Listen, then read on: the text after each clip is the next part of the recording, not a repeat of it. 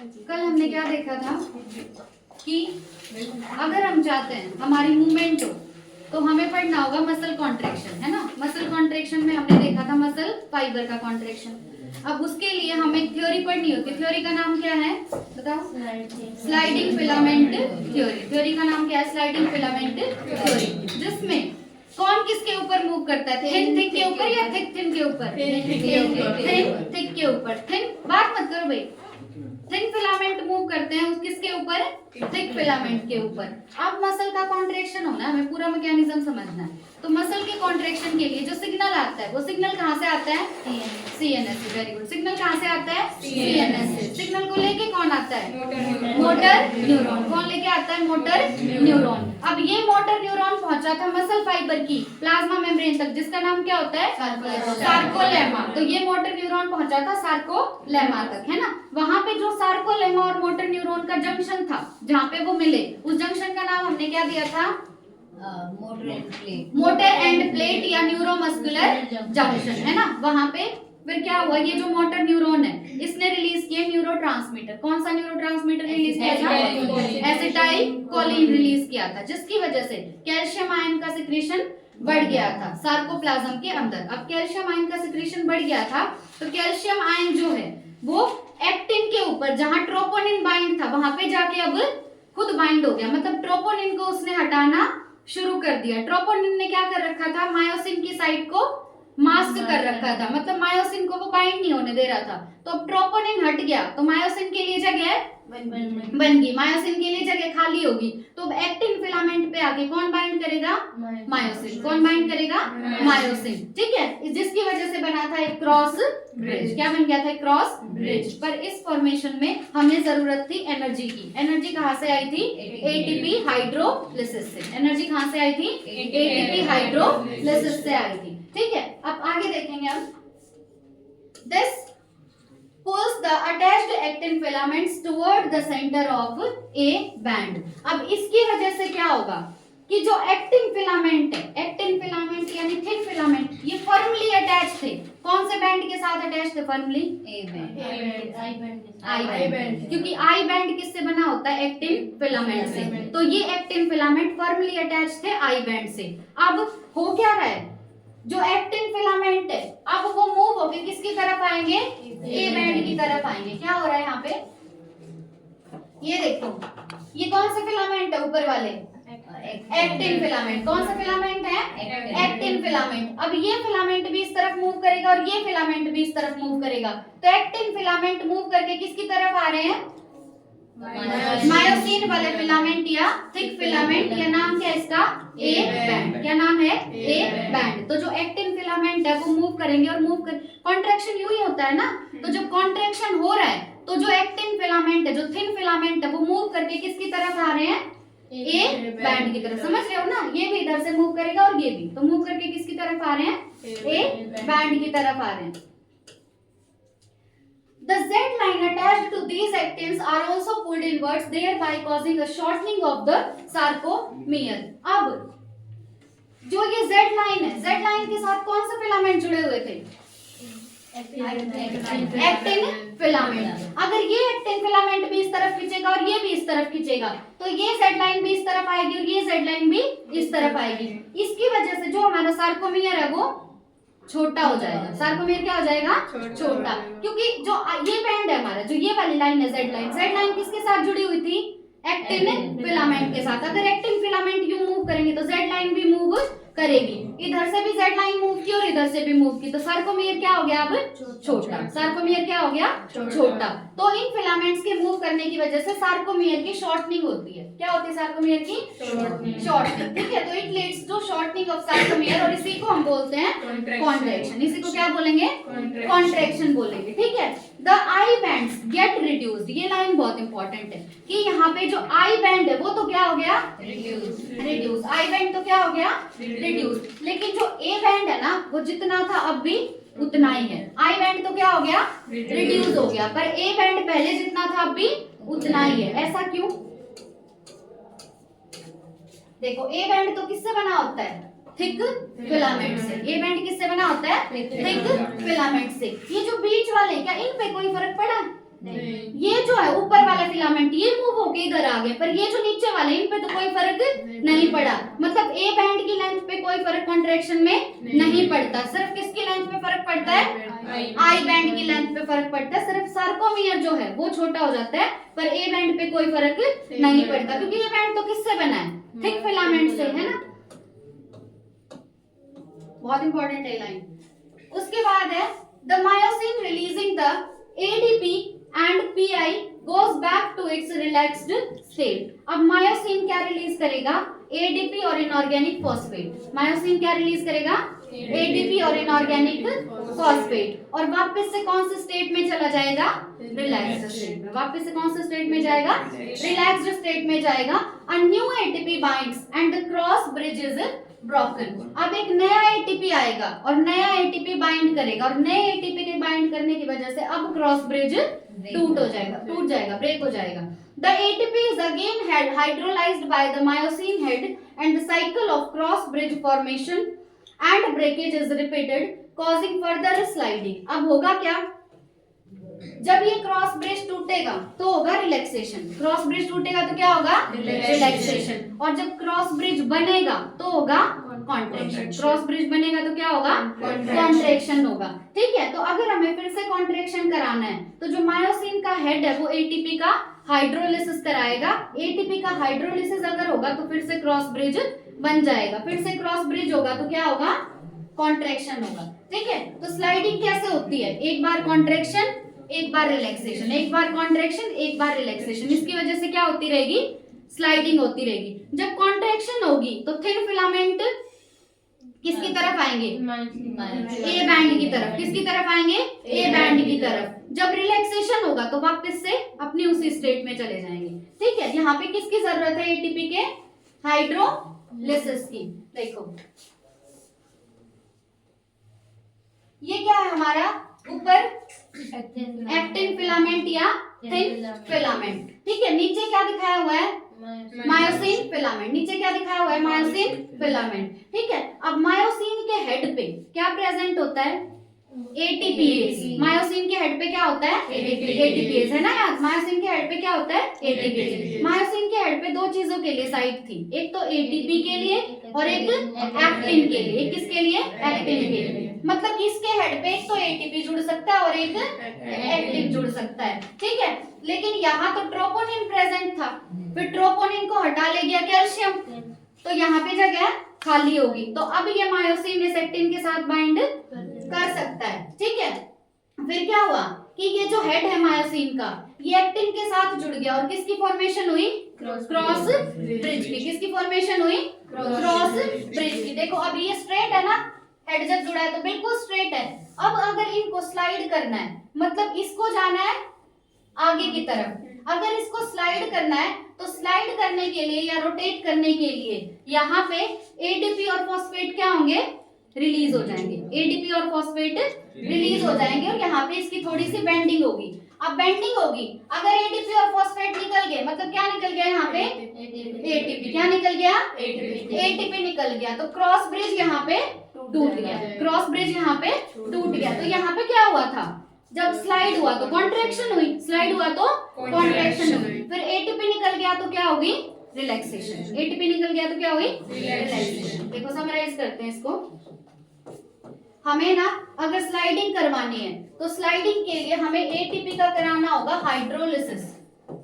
ATP का क्या कराना होगा, हाइड्रोलिसिस। हाइड्रो मतलब पानी और लिसिस मतलब ब्रेक करना। मतलब हमें एटीपी को क्या करना है, ब्रेक करना है। जब एटीपी टूटेगा तभी क्या होगी, स्लाइडिंग होगी। तो स्लाइडिंग के लिए हमें एटीपी को तोड़ना पड़ेगा। और एटीपी टूट के क्या बनाता है,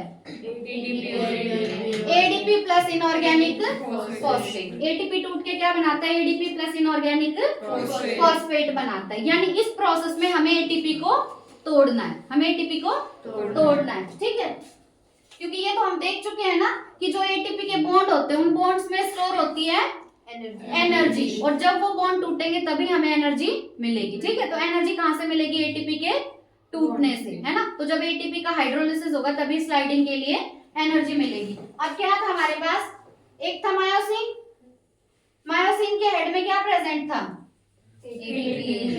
एटीपीएस था जो एटीपी बना सकता है ना। मायोसिन के हेड में क्या था? एटीपी के लिए साइट थी, और साथ में मायोसिन के हेड पे साइट है कौन सा फिलामेंट के लिए? एक्टिन फिलामेंट के लिए। पर अभी एक्टिन से बाइंड नहीं कर सकता क्योंकि यहाँ पे कौन जुड़ा हुआ है? ट्रोपोनिन जुड़ा हुआ है। तो अब यहाँ पे आके कौन से आयन आए थे? कैल्शियम आयन आए, और कैल्शियम आयन इस ट्रोपोनिन को उठा के ले गए, है ना। तो मायोसिन के लिए जगह बन गई ना मायोसिन के लिए जगह। तो अब मायोसिन का हेड इसके साथ बाइंड कर जाएगा। इसके साथ मायोसिन का हेड बाइंड किया तो किसकी फॉर्मेशन हुई? क्रॉस ब्रिज की। किसकी फॉर्मेशन हुई? क्रॉस ब्रिज की। अब क्रॉस ब्रिज तो बन गया, पर इसको इसके ऊपर स्लाइड करना पड़ेगा। स्लाइड करना पड़ेगा तो इसकी मूवमेंट इस तरफ होनी चाहिए। इसके लिए लगेगा एटीपी। क्या लगेगा? एटीपी लगेगा। एटीपी लगेगा तो एटीपी अब किस किस में टूट जाएगा? एटीपी में और इनऑर्गेनिक फॉस्फेट में। ठीक है, एटीपी लग गया। फिर जब रिलैक्स होगा तो वापस से ये क्रॉस ब्रिज टूट जाएगा। फिर से पूरी साइकिल चलती रहेगी। तो एक बार हो रहा है कॉन्ट्रैक्शन, एक बार रिलैक्सेशन। चल क्या रहा है? यहाँ पे क्या थी हमारी? कौन सी लाइन? Z line. कौन सी लाइन? Z line. यहाँ भी है हमारी जेड लाइन। ठीक है, जेड लाइन किसके बीच में प्रेजेंट थी? I band. किसके बीच में थी? I band. और आई बैंड जो है वो कौन से प्रोटीन से बना होता है? एक्टिन। कौन से प्रोटीन से? एक्टिन। मतलब ये तुम्हारा आई बैंड है। ठीक है, और आई बैंड बना है एक्टिन प्रोटीन से। यानी यहाँ पे जो फर्मली अटैच प्रोटीन है ये कौन सा प्रोटीन है? एक्टिन बोलो या थिन फिलामेंट बोलो। अब जब कॉन्ट्रैक्शन होगी तो ये भी आगे की तरफ मूव करेगा और ये भी आगे की तरफ मूव करेगा। और यहाँ बीच में यहाँ कौन सा बैंड प्रेजेंट है? A band. ये बैंड कौन सा है? A band. तो जब कॉन्ट्रैक्शन हो रही है तो ए बैंड की लेंथ में कोई चेंज नहीं आ रहा, पर आई बैंड क्या होता जा रहा है तुम्हारा? रिड्यूस। आई बैंड क्या होता जा रहा है? रिड्यूस होता जा रहा है। और दो जेड लाइन के बीच का जो स्पेस है इसको क्या बोलते हैं? Sarcomere. Sarcomere is the functional unit of contraction. Sarcomere is the functional unit of contraction. तो जब कॉन्ट्रैक्शन होगा तो सार्कोमियर का साइज छोटा हो जाएगा, आई बैंड का साइज छोटा। ये दोनों जो फिलामेंट है ये यूं आ रहे हैं ना, तो आई बैंड का साइज छोटा, सार्कोमियर का साइज छोटा हो जाएगा, बट ए बैंड का साइज सेम रहेगा।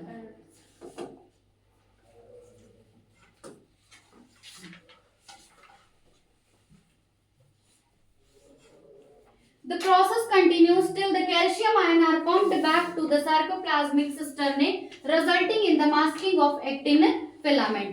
ये स्लाइडिंग की प्रोसेस कब तक चलती रहेगी?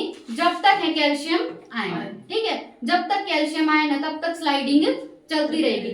जैसे ही कैल्शियम आयन वापस से सार्कोप्लाज्म में जाएंगे, फिर से ट्रोपोनिन मास्क कर लेगा मायोसिन की साइट को, जो एक्टिन के ऊपर मायोसिन की जगह थी वहां पे फिर से आके कौन बाइंड कर जाएगा? ट्रोपोनिन बाइंड कर जाएगा। क्यों? क्योंकि अब कैल्शियम आयन वापस से चला गया सार्कोप्लाज्मिक सिस्टर्ने में। कहां पे चला गया? सार्कोप्लाज्मिक सिस्टर्ने में। तो अब कैल्शियम नहीं है तो कैल्शियम की जगह वापस से कौन आ जाएगा? ट्रोपोनिन। ठीक है, ट्रोपोनिन आ गया तो मायोसिन बाइंड नहीं कर सकता। तो ये स्लाइडिंग कब तक चलेगी? जब तक प्रेजेंट है कैल्शियम आयन। ठीक है, जब तक कौन है? Calcium ion. This causes the return of Z line back to their original position, यानी रिलैक्सेशन। एक बार अगर कैल्शियम आयन चले गए, कॉन्ट्रैक्शन होनी बंद होगी, तो Z लाइन जो छोटी होगी थी, जो सार्कोमियर छोटा हो गया था, अब वो Z लाइन वापस से अपनी पोजीशन पे चली जाएगी। Z लाइन वापस अपनी पोजीशन पे चली गई तो हम कहेंगे अब क्या हो गया? रिलैक्सेशन। क्या हो गया? अब रिलैक्सेशन हो गया। The reaction time of the fibres can very in different muscles. अलग अलग मसल में फाइबर्स का रिएक्शन टाइम वेरी करता है। रिएक्शन टाइम मतलब कितने टाइम के लिए मसल जो है, मतलब कितनी देर में मसल रिएक्ट कर रही है। सिग्नल आया, उसके कितने टाइम बाद मसल ने रिएक्ट किया, ये अलग अलग मसल में अलग अलग होता है। और मसल किससे बनी होती है? मसल फाइबर से। ठीक है, तो अलग अलग मसल में अलग अलग टाइप के मसल फाइबर होंगे और ये मसल फाइबर डिसाइड करते हैं कि किसी मसल का रिएक्शन टाइम कितना होगा। ठीक है, repeated activation of the muscles can lead to the accumulation of lactic acid due to anaerobic breakdown of glycogen in them, causing fatigue. अगर किसी मसल में बार बार सिग्नल आ रहा है, बार बार सिग्नल आएगा तो वो मसल बार बार कॉन्ट्रैक्ट होगी। अगर मसल में बार बार सिग्नल आ रहा है और लगातार यही काम चल रहा है तो मसल में टूटने लगता है ग्लाइकोजन। मसल में क्या टूटेगा? ग्लाइकोजन टूटेगा। अब तुमने देखा हुआ है रेस्पिरेशन इन प्लांट्स में कि जब मसल्स के अंदर ब्रेकडाउन होगा, अनएरोबिक रेस्पिरेशन जब होगा तो क्या बनता है? Lactic acid. ईस्ट में तो क्या बनता है? इथेनॉल। और मसल्स में क्या बनता है एनारोबिक रेस्पिरेशन में? Lactic acid. तो बार बार अगर किसी मसल में कॉन्ट्रैक्शन हो रहा है, बार बार सिग्नल आ रहा है तो उस मसल में होगा अनएरोबिक रेस्पिरेशन। अनएरोबिक रेस्पिरेशन होगा तो वहां पे ग्लाइकोजन टूट के बनाएगा लैक्टिक एसिड। ग्लाइकोजन टूट के क्या बना देगा? Lactic acid. और अगर कहीं पे लैक्टिक एसिड इकट्ठा होता रहेगा तो मसल में क्या होगा? फटीग, है ना, थकावट होगी। ठीक है। उसके बाद क्या है? Muscle contain red coloured oxygen storing pigment called myoglobin. Muscle में होता है मायोग्लोबिन। मसल में क्या होता है? मायोग्लोबिन। मायोग्लोबिन एक पिगमेंट है जिसका कलर होता है रेड। मायोग्लोबिन क्या है? एक पिगमेंट जिसका कलर कैसा होता है? रेड। और इसकी एक स्पेशल प्रॉपर्टी है कि ये अपने अंदर ऑक्सीजन को स्टोर कर सकता है। ये अपने अंदर ऑक्सीजन को स्टोर कर सकता है। तो मसल्स के अंदर कौन सा पिगमेंट होता है? मायोग्लोबिन। मायोग्लोबिन का कलर कैसा होगा? रेड। स्पेशल प्रॉपर्टी क्या है? अपने अंदर ऑक्सीजन को स्टोर करके रख सकता है। Myoglobin content is high in some of the muscles which gives a reddish appearance. अब कुछ मसल्स में क्या होता है कि मायोग्लोबिन का कंटेंट बहुत ज्यादा होता है। अब जिस मसल में मायोग्लोबिन ज्यादा होगा उस मसल का कलर कैसा होगा? रेड। क्यों? क्योंकि मायोग्लोबिन का कलर कैसा है? रेड। ठीक है। तो जिस मसल में मायोग्लोबिन ज्यादा उस मसल का कलर भी रेड, क्योंकि मायोग्लोबिन का कलर रेड। उसके बाद such muscles are called red fibres. इन मसल्स को हम क्या बोलेंगे? रेड फाइबर, क्योंकि दिखती कैसी हैं? रेड दिखती हैं। These muscles also contain plenty of mitochondria which can utilize the large amount of oxygen stored in them for ATP production. अब जिस मसल में मायोग्लोबिन ज्यादा होगा, क्या उस मसल में ऑक्सीजन भी ज्यादा नहीं होगा? क्योंकि मायोग्लोबिन किसको स्टोर कर रहा है? ऑक्सीजन को। तो जिस मसल में मायोग्लोबिन ज्यादा उस मसल का कलर रेड, और उसको हमने बोला रेड फाइबर, है ना। अब मायोग्लोबिन ज्यादा तो ऑक्सीजन भी ज्यादा। ऑक्सीजन ज्यादा तो माइटोकॉन्ड्रिया का नंबर भी ज्यादा। और माइटोकॉन्ड्रिया ऑक्सीजन को लेके क्या बनाता है? एटीपी। क्या बनाएगा? एटीपी। ठीक है। तो रेड फाइबर्स में जो रेड कलर की मसल होती है उनमें एटीपी ज्यादा बनता है। उनमें एटीपी ज्यादा क्यों बनता है? क्योंकि उनमें मायोग्लोबिन है जिसके पास ज्यादा ऑक्सीजन है। ज्यादा ऑक्सीजन है तो माइटोकॉन्ड्रिया ज्यादा, और माइटोकॉन्ड्रिया ज्यादा तो एटीपी भी ज्यादा। उसके बाद है these muscles therefore can also be called as aerobic muscles। इसीलिए इन मसल्स को हम क्या बोलेंगे? Aerobic muscle. एरोबिक मसल क्यों? क्योंकि इनमें ऑक्सीजन बहुत ज्यादा है। ठीक है। तो रेड फाइबर्स में क्या है? मायोग्लोबिन ज्यादा। मायोग्लोबिन ज्यादा तो ऑक्सीजन ज्यादा। ऑक्सीजन ज्यादा तो इसीलिए इनको बोला एरोबिक मसल या रेड फाइबर्स। ठीक है। इनके अंदर माइटोकॉन्ड्रिया भी ज्यादा। ठीक है। एटीपी भी ज्यादा।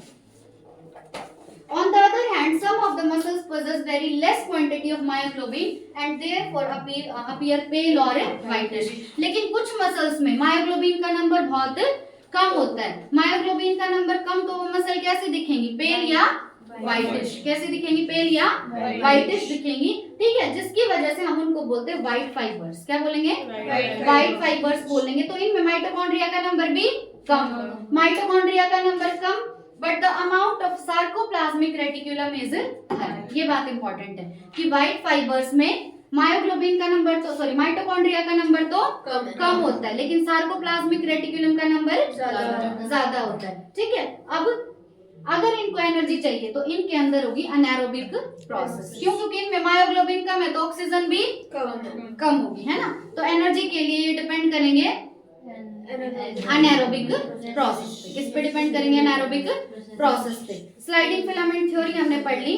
मसल की जो स्लाइडिंग है वो कब तक चलेगी? जब तक कौन प्रेजेंट है? Calcium ion. अगर कैल्शियम आयन एक बार सार्कोप्लाज्मिक रेटिकुलम में चले गए, सिस्टर्ने में चले गए तो कॉन्ट्रैक्शन बंद हो जाएगा। जेड लाइन जो है वो वापस से अपनी पोजीशन पे आ जाएगा और रिलैक्सेशन हो जाएगा। ठीक है। उसके बाद हमने देखा कि मसल्स के अंदर एक पिगमेंट होता है। पिगमेंट का नाम मायोग्लोबिन। मायोग्लोबिन का कलर रेड कलर होगा मायोग्लोबिन का। ठीक है। इसकी स्पेशल प्रॉपर्टी अपने अंदर स्टोर कर सकता है ऑक्सीजन को। ठीक है। अब जिन मसल्स में मायोग्लोबिन ज्यादा उनका कलर रेड, इसीलिए उनका नाम रेड फाइबर। इन मसल्स में ऑक्सीजन ज्यादा, इसीलिए इनका नाम एरोबिक मसल्स। ठीक है, इनमें माइटोकॉन्ड्रिया ज्यादा तो इनमें एटीपी भी ज्यादा बनेगा। उसके बाद हमने देखे व्हाइट फाइबर, इनका कलर होता है पेल या व्हाइटिश। ठीक है, इनके अंदर मायोग्लोबिन कम, मायोग्लोबिन कम तो माइटोकॉन्ड्रिया भी क्या है इनमें कम, ऑक्सीजन भी कम, तो इनको बोलेंगे अनारोबिक मसल्स, है ना। इनमें बेशक से माइटोकॉन्ड्रिया कम है पर सार्कोप्लाज्मिक रेटिकुलम ज्यादा। ठीक है, क्लियर इतना? पोज कर दो। नेक्स्ट टॉपिक है हमारा skeletal system. Skeletal system consists of a framework of bones and a few cartilages. Skeletal system में दो चीजें प्रेजेंट है, एक तो बोन और दूसरा कार्टिलेज। क्या क्या है? बोन और कार्टिलेज। ठीक है, this system has a significant role in movement shown by the body. जो हमारी बॉडी मूवमेंट शो करती है उसमें एक बहुत इंपॉर्टेंट रोल है किसका? स्केलेटल सिस्टम का। और स्केलेटल सिस्टम में क्या क्या आता है? बोन्स और कार्टिलेज आते हैं। ठीक है, imagine chewing food without jaw bones. अपने जबड़े के बिना खाना चबा के दिखाओ। ठीक है, सोच के देखो, तुम तो चबा लोगे। उसके बाद है walking around without the limb bones. अगर तुम्हारे लिम्स में बोन नहीं होंगी, मान लो तुम्हारे हाइंड लिम्स में बोन नहीं है, चल के दिखाओ तुम। कैसे चलोगे? चल लोगे तुम, है ना। Bone and cartilage are specialised connective tissue. ये तो हम पढ़ चुके स्ट्रक्चरल ऑर्गेनाइजेशन में कि बोन और कार्टिलेज दोनों क्या हैं? Specialised connective tissue. दोनों क्या है? स्पेशलाइज्ड कनेक्टिव टिश्यू है। ठीक है, बोन जिन सेल्स से मिलके बनते हैं, बोन क्या है? टिश्यू है ना, तो सेल से मिलके बना हुआ सेल्स का नाम क्या है? ऑस्टियोसाइट। ठीक है, तो जिन सेल्स से मिलके बोन टिश्यू बनता है उन सेल्स का नाम क्या है? ऑस्टियोसाइट। जिन सेल्स से मिलके कार्टिलेज टिश्यू बनता है उन सेल्स का नाम क्या है? कॉन्ड्रियोसाइट्स। क्या उनका नाम? कॉन्ड्रियोसाइट्स। ठीक है, तो बोन और कार्टिलेज दोनों स्पेशल कनेक्टिव टिश्यू है। बोन बना है ऑस्टियोसाइट सेल से और कार्टिलेज बना है कॉन्ड्रियोसाइट सेल से। द फॉर्मर यानी जो बोन है, बोन का जो मैट्रिक्स है वो बहुत हार्ड होता है। बोन का मैट्रिक्स बहुत हार्ड होता है। ठीक है, क्यों? क्योंकि बोन के मैट्रिक्स में प्रेजेंट होते कैल्शियम सॉल्ट।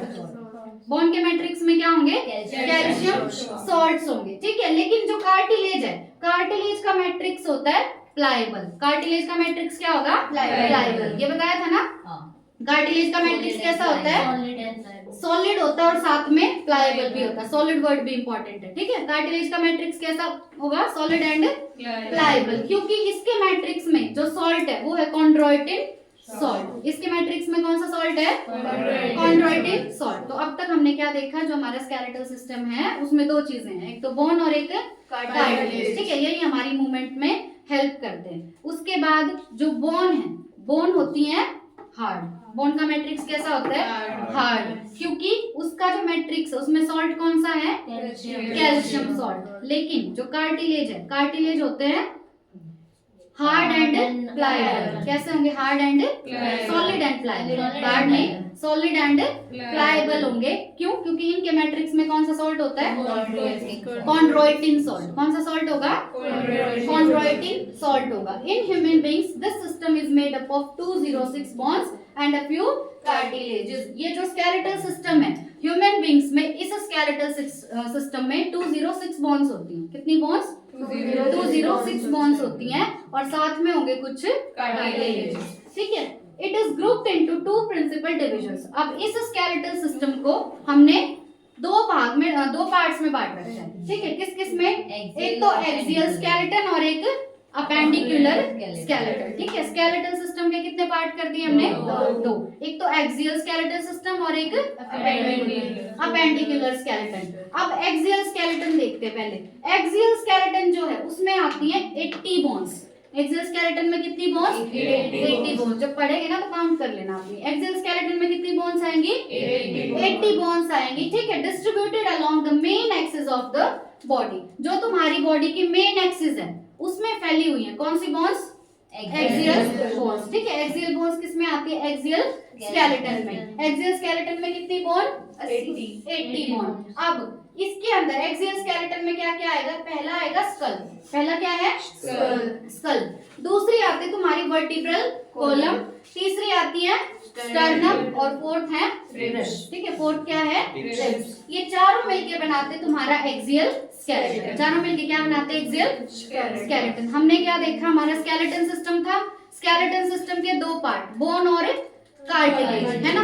206 बोन और कुछ कार्टिलेज। फिर स्केलेटन सिस्टम को हमने दो पार्ट्स में बांट दिया, एक एक्सियल स्केलेटन और एक अपेंडिकुलर स्केलेटन। अब एक्सियल स्केलेटन में कितनी बोन, 80 बोन्स। ठीक है, और हमारी बॉडी की जो मेन एक्सिस है, ये वाली जो मेन एक्सिस है, उस मेन एक्सिस में कौन सी बोन है, एक्सियल बोन्स, 80 बोन है जो कि। ठीक है, ये किस किस में आएंगी, पहला स्कल। अब स्कल से नीचे जाओ, वर्टिब्रल कॉलम। अब आगे की तरफ आओ, स्टर्नम। आगे क्या होगी, स्टर्नम। और नीचे क्या होंगी, नीचे क्या होंगी, रिब्स होंगी। तो एक्सियल स्केलेटन किस किस से मिलके बना है, skull, vertebral column, sternum and ribs होंगी। ठीक है, उसके बाद एक एक करके पढ़ेंगे। पहला है स्कल। पहला क्या है, स्कल। अब स्कल के अंदर होते हैं बोन्स के दो सेट। स्कल में बोन्स के कितने सेट हैं, दो सेट है। ठीक है,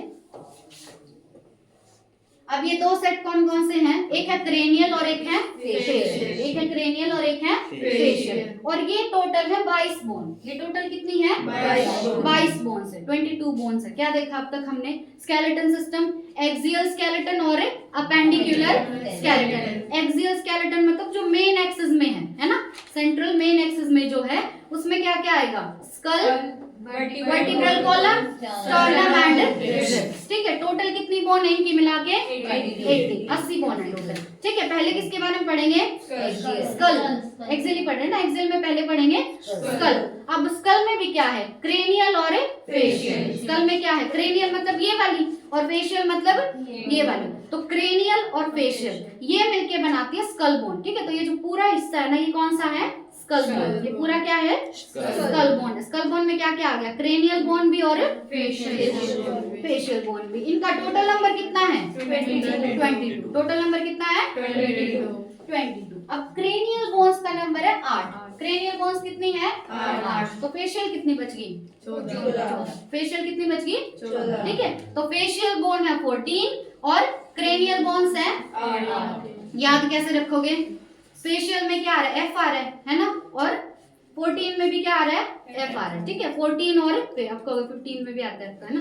हाँ, तो कितनी तुम्हारी क्रेनियल बोन, 8। Facial bone 14। ठीक है, they form the hard protective outer covering cranium for the brain. जो हमारा ब्रेन है ना, ब्रेन प्रोटेक्टेड है स्कल में। ब्रेन किस में प्रोटेक्टेड है, स्कल में। और उसकी भी कौन सी लेयर है, क्रेनियम। कौन सी लेयर है, क्रेनियम। ठीक है, तो ये क्रेनियम जो है, ये एक बहुत हार्ड प्रोटेक्टिव कवरिंग है जो बनी हुई है क्रेनियल बोन्स से। क्रेनियम किससे बनी है, क्रेनियल बोन्स से। और क्रेनियम है क्या, एक कवरिंग है, कवर है जो कि बहुत हार्ड होता है। ठीक है, और ये हमारे ब्रेन को प्रोटेक्ट करके रखता है।